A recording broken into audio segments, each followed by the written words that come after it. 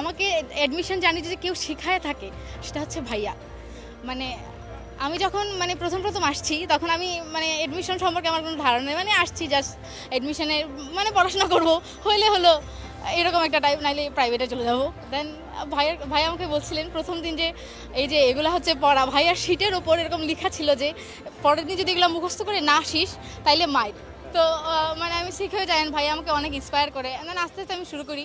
পরে আমার গুচ্ছতে আমি ফার্স্ট টাইম আমার হয়নি, আর আমি সেকেন্ড টাইমে 61 মার্ক পাই। অ্যান্ড আমার মিউজিকের প্রতি ডেডিকেশন থাকায় আমি আজকে জগন্নাথে।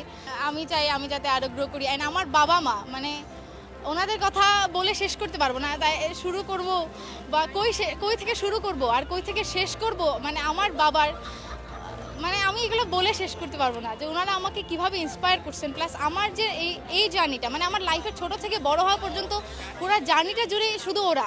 আর ভাইয়া এটার একটা কলকাঠি নাড়ার মতো আমাকে জাস্ট একটা মুভ করাইছেন সব জায়গায়।